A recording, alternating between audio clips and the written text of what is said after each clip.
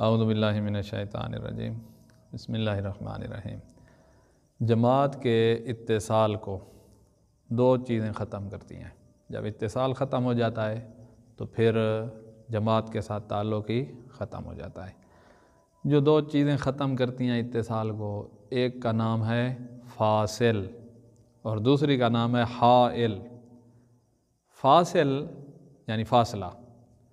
فاصلہ یہ ہے کہ ان لوگوں کا جماعت کے ساتھ تعلق ہے، ان دو کو ہم دور کر لیتے ہیں، تھوڑے دور ہو جائیں، اتنا دور ہو جائیں کہ 120 سینٹی میٹر کا درمیان میں فاصلہ آ جائے تو ان کا اتصال جماعت کے ساتھ ختم ہو جائے گا۔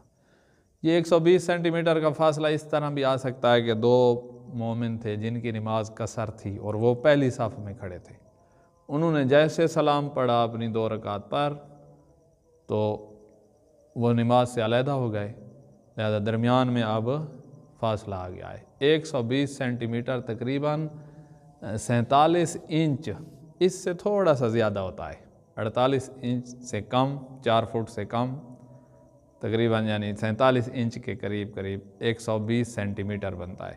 تو 120 سینٹی میٹر کا فاصلہ معاف نہیں ہے، اس سے کم ہے فاصلہ، قریب ہے تھوڑا، تو یہ والا فاصلہ معاف ہے اور ان لوگوں کا اتصال باقی رہے گا۔ تو ایک چیز جو اتصال کو خراب کرتی ہے وہ ہے فاصل۔ دوسری چیز جو اتصال کو خراب کرتی ہے وہ ہے حائل۔ حائل کا اردو ترجمہ کریں گے کہ رکاوٹ۔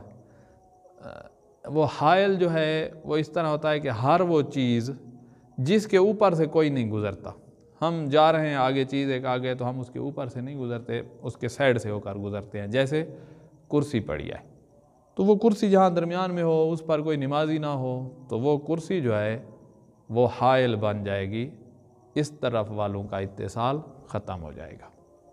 یا اور مثال، ایک بچہ پہلی صف میں، ایک بچہ وہ کھڑا ہے اور اس کی وہ اتنا چھوٹا ہے، ابھی وہ نماز کو سمجھتا ہی نہیں ہے، نہ اس کو وضو کا پتہ ہے نہ اس کو نماز کا پتہ ہے، تو وہ اگر پہلی صف میں کھڑا ہے تو وہ بھی حائل بن جائے گا، کیونکہ اس کے اوپر سے بھی تو کوئی نہیں گزرتا۔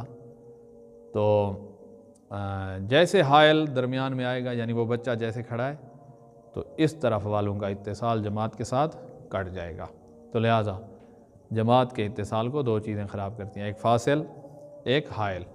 اب ایک مومن ہے جو قصر نماز پڑھنے والا ہے، دو نہیں ہے، ایک ہے، اس ایک نے سلام پڑھا اور سلام پڑھ کے وہیں اگر بیٹھ گیا ہے، فوراً شامل نہیں ہوا ہے تو وہ حائل بن جائے گا۔ حائل جب بنے گا تو ان کا اتصال جماعت کے ساتھ ختم ہو جائے گا۔ اگر دو مومن ہیں اور انہوں نے سلام پڑھا ہے اور اگر وہ فوراً بھی جماعت میں شامل ہو جائیں اگلی تیسری رکعت میں، تب بھی ان کی نماز قصر تھی، وہ فوراً شامل ہو گئے ہیں، تب بھی درمیان میں فاصل بن گیا ہے، تو ان دو کی وجہ سے فاصل بنا ہے۔ وہ ایک جو سلام پڑھ کے بیٹھا رہا ہے اس کی وجہ سے حائل بنا ہے، اور فاصل اور حائل اتصال ختم کر دیتے ہیں۔ اگر جو ایک بندہ اکیلا تھا، اس نے 2 رکعت پہ سلام پڑھا اور فوراً اٹھ کے شامل ہو گیا ہے، کیا یہ حائل بنے گا؟ کہا یہ حائل نہیں بنے گا۔